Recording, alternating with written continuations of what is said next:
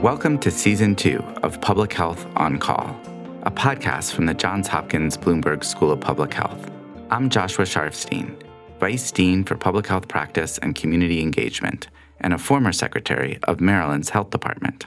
Our goal is to bring scientific evidence and experience to the public health news of the day through informative interviews with scientists, community leaders, policy experts, public health officials, clinicians, and more.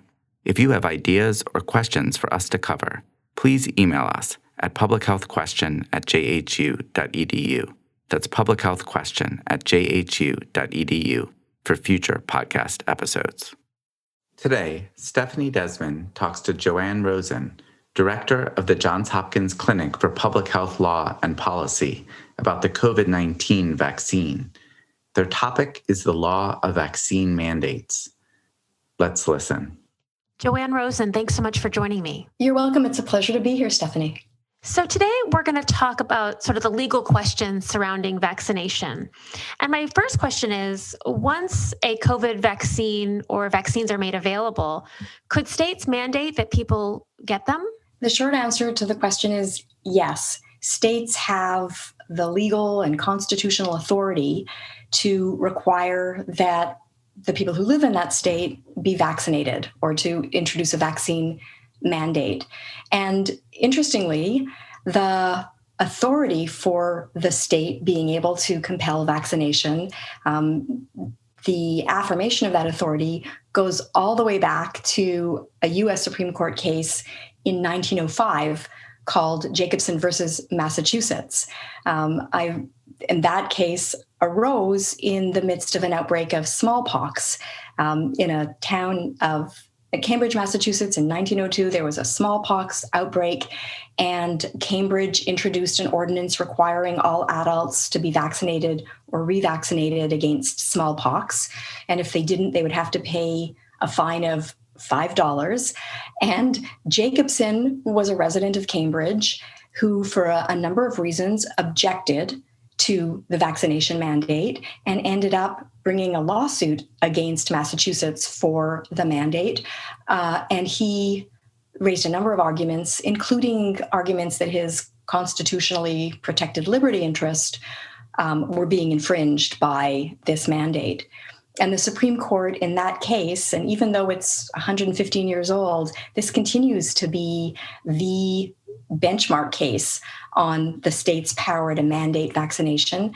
The Supreme Court said that states have, under their police powers, which is part of the Constitution, they have the authority to enact reasonable regulations as necessary to protect public health, public safety, and the common good. And vaccination mandates constitute exactly that kind of permissible state action to protect the public's health. And then further, I'm actually going to quote, I was looking at Jacobson this morning. It's old, but still quite relevant.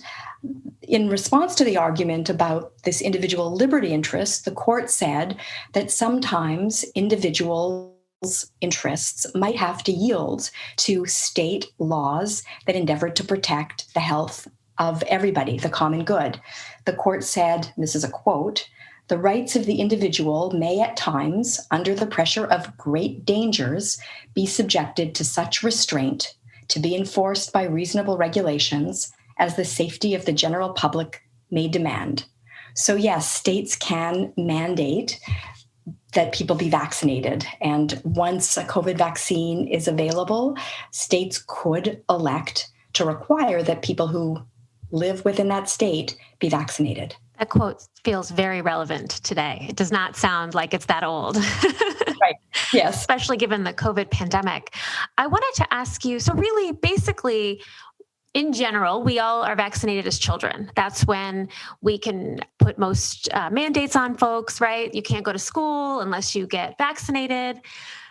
Could the states mandate this in adults? I mean, I guess you're saying yes, but how might you enforce that? Two very good questions. Yes, states could mandate that adults be vaccinated. By and large, it's children. Our immunization schedule begins as children, and we have to show proof of vaccination to go to school. So it is more complicated. It's a more complicated administrative matter to have a vaccine mandate that applies to adults. I should note that just the other day, this week, I think, the New York State Bar Association has a health committee, and their committee passed a resolution that New York, the state of New York, should consider introducing a vaccine mandate once COVID-19 vaccines are available. And that would be everybody, children as well as adults. So the point you raise is a really good one. How do you go about implementing, enforcing, and ensuring compliance for adults? Because there isn't a point of common intersection with the state or with some agency of the state in the way that we have with children. So that will be, I don't have a clear idea of this, but that would be something that states would have to work into a mandate, because a requirement that people be vaccinated is only as effective as a way of ensuring that they are. And that also raises issues of the vaccine has to be available without charge or in a way that allows people to get coverage for it for the cost if it's not covered by their insurance. But again, how are we able to keep track? The other advantage, or the other really important part that school-based proof of vaccination offers, is for people who have some medical reason to not be vaccinated. All vaccine mandates have included a medical exemption. People whose health would be imperiled because of an allergy to something in the vaccine, or because they're immunocompromised, or any other reason, they're exempt from a vaccine mandate. And when you go to school and you show your proof of vaccination certificate, or you show that you've been exempt and you're not vaccinated, it means that public health offices have a record of who is and who isn't vaccinated. And in the event of an outbreak of one of these vaccine preventable diseases, we can identify and isolate the people who haven't been vaccinated and are at obviously higher risk for being infected. So another question that states will have to consider and grapple with is if there are exemptions to a vaccine mandate, medical exemptions for sure, but there could be religious exemptions or philosophical exemptions. We need a system of record keeping within our public health agencies so that the people who have been exempt can be identified and protected in the event that we have another outbreak. Mm-hmm. So the goal, of course, of a vaccination campaign is to have as many people as possible vaccinated. And the exemptions that you spoke about would keep a number of people from becoming vaccinated. I know this was an issue in measles in recent years, that there were sort of too many of these religious or belief exemptions, and that's what caused outbreaks. Is that something we might be up against? Yes, absolutely. And that's right. I think probably most people can remember, because the measles outbreak in New York was about a year or two ago. And in California, I think it was traced to Disney World. Disneyland, yeah. In 2014 or 2015. And you're right that the reason for these outbreaks were in New York, it was religious exemptions. And in California, it was personal belief exemptions. And the legislatures of California and New York revoked their non-medical exemptions as a result, so that they could ensure they had higher rates of people immunized against measles. And guess what? The rate of measles immunization did go up when those exemptions were removed. The reason, to answer your question about these exemptions, one of the reasons that these exemptions, the non-medical exemptions, were introduced in the first place was to try to respond to and prevent vaccine-related backlash. There's a very strong culture in this country and others of personal autonomy and not wanting the government to force you to do something or tell you what to do, and people wanting to be able to make their own decisions about the risks they're willing to take. And we're seeing it play out now with respect to some people are wearing masks in order to keep themselves and others safe and be able to kind of resume some semblance of a normal life. And others either don't believe that masks keep us safer, or want to be able to make that decision for themselves and bristle at the idea of the government telling you what to do. And that's what's played out among some groups with respect to vaccine mandates. The introduction of these exemptions in part was kind of like a safety valve to let some of the pressure out of the system so that people could feel that they had some choice and they could opt out using these personal belief exemptions if they wanted to.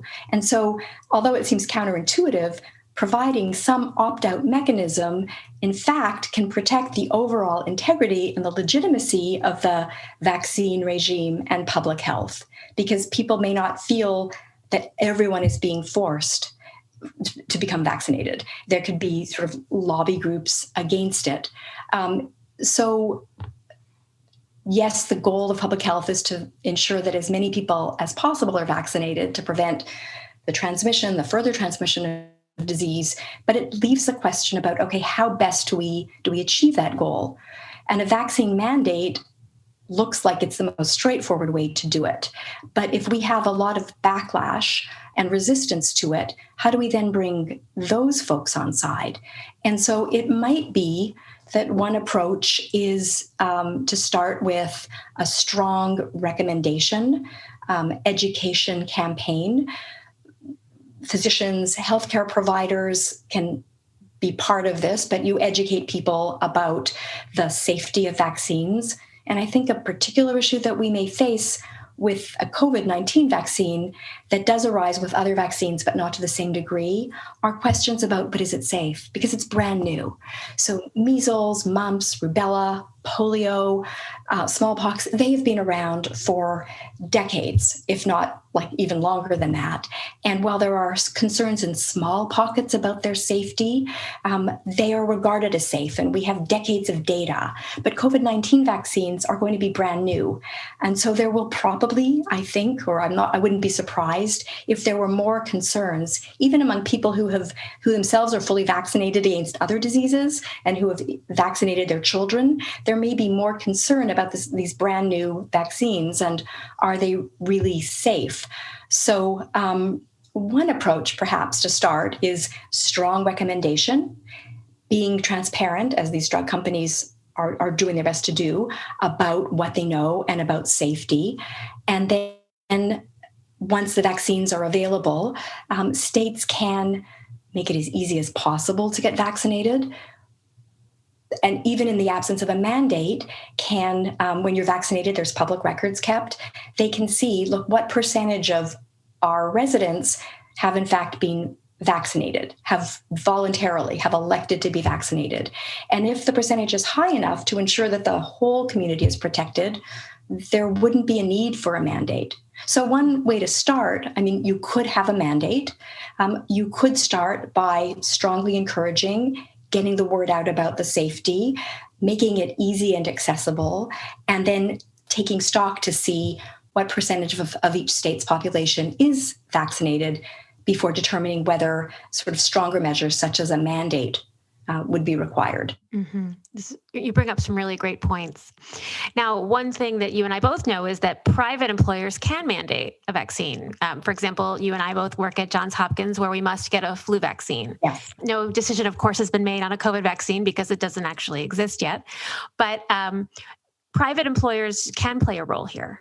Yes, they can, and they have. You gave the example of our private employer. It's very common in particular sectors where the employer has to have a reason. It has to be a reasonable basis. If you worked at, I don't know, the Gap or something, I'm not sure that the Gap as a corporate entity could require all of its, they may want them to, and they may recommend it, but it wouldn't be reasonably related to the requirements of their job. But you're right, employers, particularly in sectors in which the employees are themselves at greater risk of contracting some of these vaccine preventable illnesses, or work with populations that are especially vulnerable if they do get sick. So hospital workers and healthcare workers more generally, people who work in facilities for seniors. Private employers have required that their staff are vaccinated, for example, against the flu each year. Another thing states could do, short of an across-the-board requirement that everybody be vaccinated, is they could begin with a mandate that focuses on the same kind of sectors that you and I were just discussing, people who are themselves at greater risk or who work in proximity with vulnerable populations. And we don't want the employees themselves getting sick or being a bridge or vector to infecting others who are vulnerable. But yes, employers, and that will, it may be another area of potential challenge if there are employers who require COVID vaccination because of concerns potentially about safety. There have been some cases, one I remember reading about years ago, in which a nurse in a hospital refused to be vaccinated for the flu and ended up filing a grievance against the employer. So people may object, but we will wait and see. But I did want to flag that sort of some more targeted form of vaccine mandate is also would also make sense and would also be possible. Well, Joanne Rosen, thank you so much. You've really given us a different perspective on this. Oh, my pleasure. Thank you. Public Health on Call is produced by Joshua Sharfstein, Lindsay Smith-Rogers, Stephanie Desmond, and Lamari Morales. Audio production by Spencer Greer, Niall Owen McCusker, Cian Oates, and Matthew Martin, with support from Chip Hickey. Distribution by Nick Moran. Thank you for listening.